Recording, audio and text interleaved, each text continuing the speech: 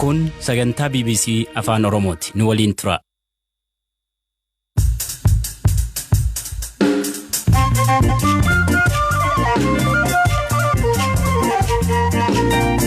Akka moltaan hordoftoota keenya waxabajji 3 bara 2021 sagantaa raadiyoo BBC Afaan Oromoo eegaleera kan isiniif dhiyeessu Anzala Namtaaddesaati. Sagantaa har'aa keessatti waajjirri ministeera muummee ibsa kennee loltoonni Eertiraa naannoo Tigraay ba'uu jalqabuu fi dhimmoota biraarratti gabaasa bal'aa qabna. Marii BBC'n dhimma hariiroo Ameerikaa fi Itiyoophiyaa irratti Dr. Biraanuu Leenjisoo waliin taasise keessaas Ameerikaan bifa lamaa waan kanatiif katti. Tokko humna qabdu fayyadamtee naannoo kanatti waan hin barbaanne irraa dhiibbaa ga'uudhaan ka barbaaddu immoo qabatteeti. Dippiloomaasiidhaaf humna walitti maktee fayyadamte jechuudha. Boordiin filannoo biyyaalessaa Itiyoophiyaa obbo Iskender Naggaa dabalatee aangoota paartii Baaldiraas filannoo irratti akka hirmaataniif galmeessuu jalqabuus qabanneerra qopheessituun Firaa'ol Balaay.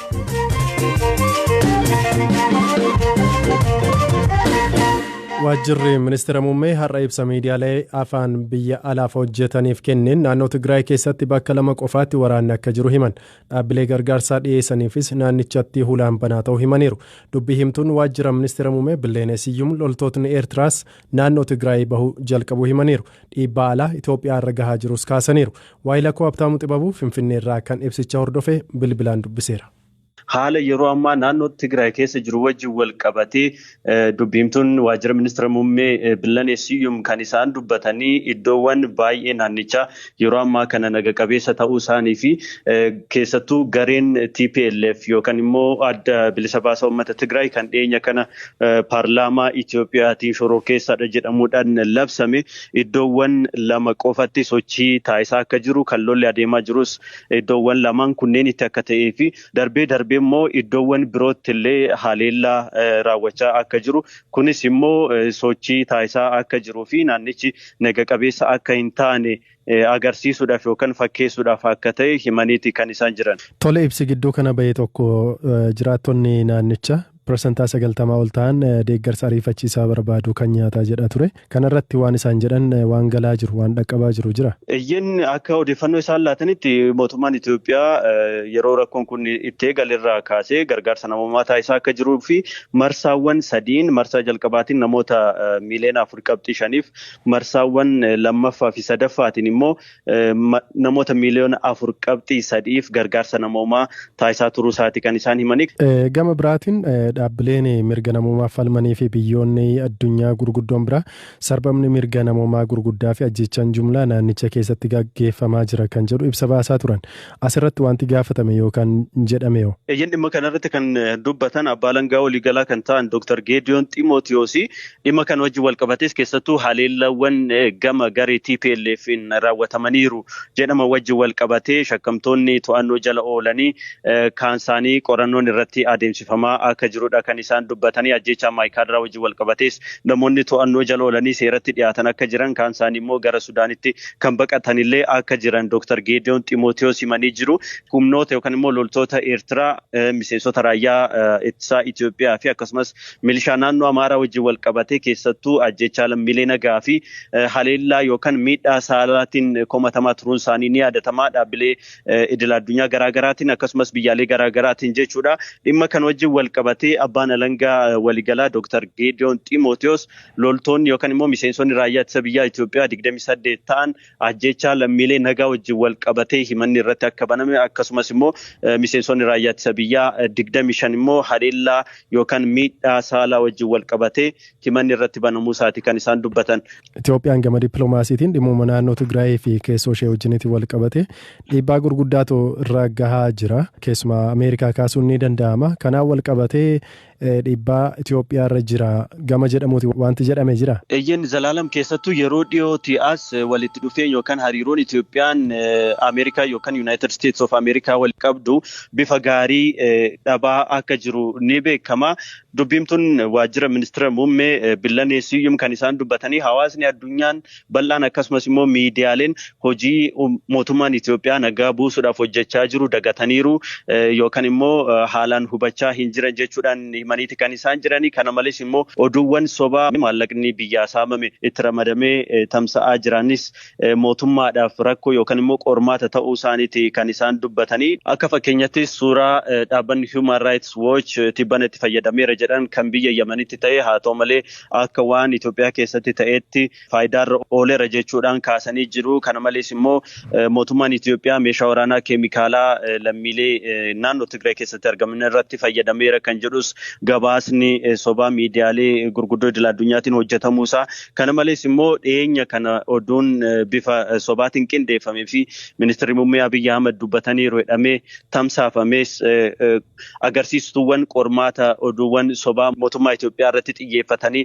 adeemaa jiran akka ta'an Billanee Siyyum himaniiti kan isaan jiran. Tole Abtaamu, haala naannoo Tigraay wajjin wal qabatee loltoonni Eertiraa biyya keessaa akka baafaman irra deddeebiin gaafatamaadha kan ture mootummaan Itoophiyaa. Maaltu jedhame kanaa wal qabate? Dhimma kanas guyyaa har'aa gaazexeessitoonni dubbimtuu waajjira ministeera muummee kan ta'an Billanee Siyyum gaafatanii turanii akka isaan jedhanitti loltoonni Eertiraa Itoophiyaa keessaa akka bahaniif qaama dhimmi ilaallatuun gaafiin dhiyaatee jira. Akka gabaasa ministeera ittisaattis loltoonni Eertiraa bahuu eegalaniiru. Adeemsichis akkaatuma waligaltee qaamolee dhimmichi ilaallatu gidduutti taasifameen kan raawwatamu ta'a jechuudhaan himaniiru. Tole Abtaamu, gabaasaa nu biraan dhaqqabsiisteef guddaa galatoom.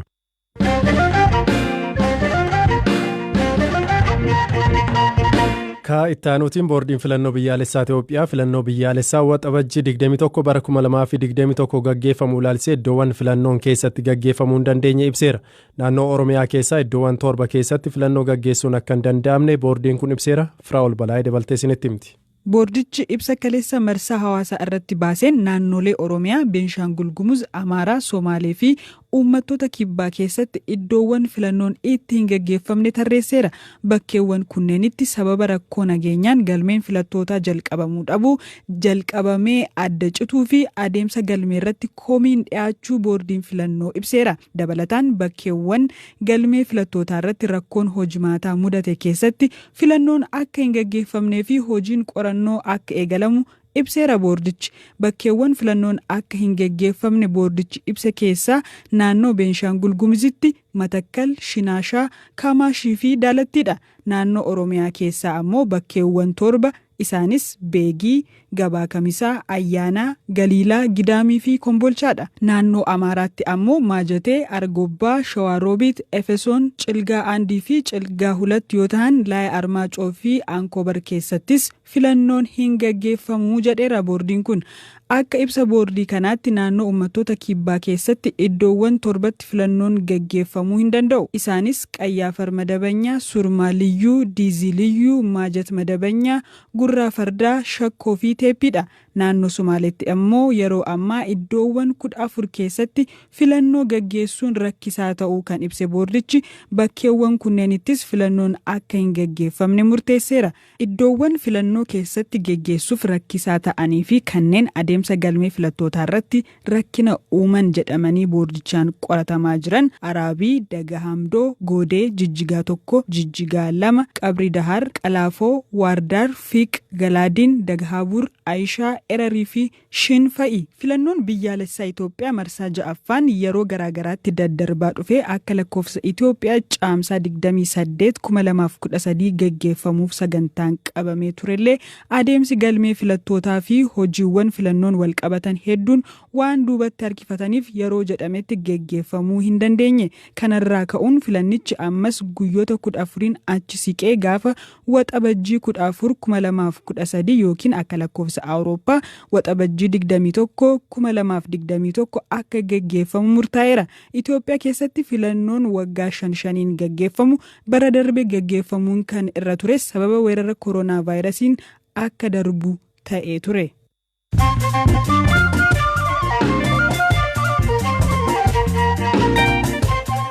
Sagantaa raadiyoo BBC Afaan Oromooti kan caqasaa jirtan gidduun oduu gabaabseen isinitti hima. Boordiin filannoo biyyaalessaa Itoophiyaa obbo Iskindir Naggaa dabalatee aangawoota paartii Baaldaraas filannoo irratti akka hirmaataniif galmeessuuf akka jiru ibse.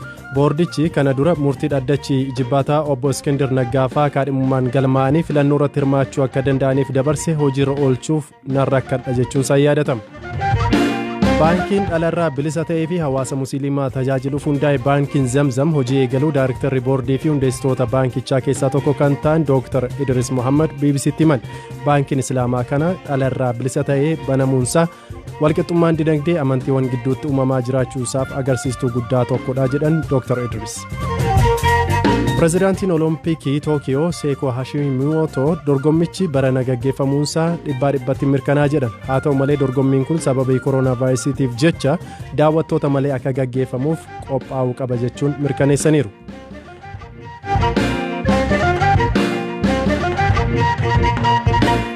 Dhimma xumuraarra geenyee jirra. Ameerikaan gaanfa Afrikaa keessaa fedha guddaa waan qabduuf dhiistee hin baatu jedhan ittaanaan daarektara dhaabbata qorannoo imaammata baha Afrikaa Dr. Biraanuu Leenjisoo.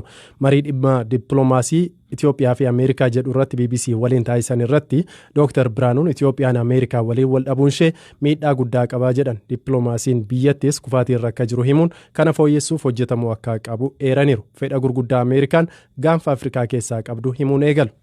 Waa sadi jajjaboo si akkasuma maaliif akka Ameerikaanis taate biyyoonni lixaa gaanfa Afrikaa kanarraa fedhii guddaa qaban. Tokkoffaa oil route karaa boba'aan irra deemu ta'uusaa fi amma fakkeenyaaf galaana Indiyaa irraa kaasnee galaana Diimaa, Gulf of Eden, Suez Canal amma Meeditiraaniyaanii bira geenyutti daangessan. Naannoo kanatti gaanfa Afrikaa kanarratti nageenyi barbaachisaadha. Nageenyi naannoo kanatti barbaachisu nagaa'uma naannoo kanaatiif qofa odoo hin ta'in fedhii Ameerikaan naannoo kana argattu akka jalantu. Lammata waan naannoo kanaa wanni guddaan isaan barbaadan tokko boba'aa waan ta'eef, oil waan ta'eef. Biyya boba'aadhaan badhaatuu taate Saawud Arabiyaa fi bakka ishiin irraa boba'aa kana oomishtutti dhiyeenyaan argamuunsaa gaanfi Afrikaa kana daangessee argamuunsaa itti dhiyaatee argamuunsaa waan lammataati jechuudha. Istiraatejik waan isa godhu. Kasadaffaa immoo humna galaanaa yoo laalle neevii ka jennu kana jechuudha.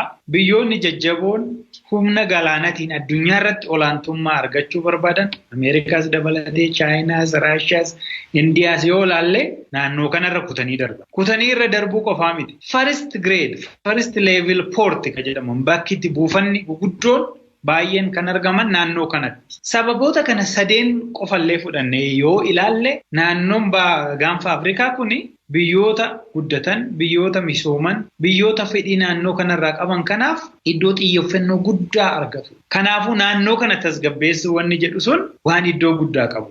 Nageenya naannoo kanaa tasgabbeessuun fedha Ameerikaa isa guddaa akka ta'e ni beekama. Amma Ameerikaan fuula ishee dhimmoota kana haala Itoophiyaa wajjiniitiin qabdu yeroo ilaaltu tarkaanfii biraatti waan ce'aa jirtu fakkaata. Fakkeenyaaf yeroo dhiyeenyatti Keeniyaa wajjiniitiin shaakala waraanaa taasisuudhaatiif waliigaltee irra gahanii jiru.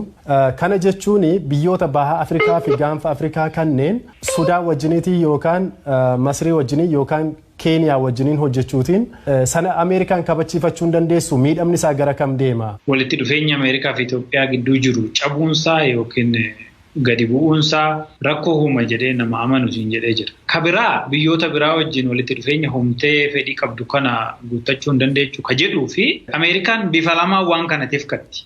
Tokko humna qabdu fayyadamtee naannoo kanatti waan hin barbaanne irraan dhiibbaa ga'uudhaan ka barbaaddu immoo qabatteeti. So dippiloomaasiidhaaf humna walitti maktee fayyadamte jechuudha. Itoophiyaan biyyoota arfan gaanfa Afrikaa jiran kana keessaa fedhii Ameerikaa tiksuudhaaf humnaanis bakka jirtuunis iddoo jirtuunis biyya mijattu. As keessaa hoo dhabde alaabaatee fiduun Ameerikaadha waan filannoo hin qabnedha. Kanaafuu dippiloomaatiik shift yoo jiraate Itoophiyaa irratti rakkoo ga'a. Fedhii adda addaa Ameerikaa irraa qabdu hin dhabdi. Lammata immoo biyya biraatu dhufee naannoo kana to'achuudha. Alaa jechuudha. Maaliif biyyoota arfan gaanfa Afrikaa keessa jiran ala yoo ta'e dhiibbaa biraatu dhufaa jira. Kanaafuu Itoophiyaan ammallee walitti dhufeenya Ameerikaa wajjin qabdu sirreessuu fooyyessuu qabdi. Naannoon gaanfa Afrikaa kun naannoo biyyoota adda addaatiin barbaadamu. Chaayinaadhaan, Indiyaadhaan, Raashiyaadhaan, Turkiidhaan biyya barbaadamu. Fedhii asirraa qabu waan ta'eef. Ameerikaan humna qabdi fedhii ishii yoo dhiibde rakkoo biraatu sirraan gahuu dandeechi ka jedhu sun garuu amanamuu qaba. Kabajamtoota dhaggeeffattoota keenya sagantaa raadiyoo har'aaf qopheessine asumarratti xumurreeti kan jirru kan isiniif dhiyeesse Anzaalaa Taaddesaan ture qopheessituun sagantaa har'aa Firaa'ol Balaayee turte. Odeeffannoo dabalataa yoo barbaadan marsariitii BBC Afaan Oromoo daawwachuu ni dandeessu. Boru walitti deebina halkan gaarii isiniif hawweera.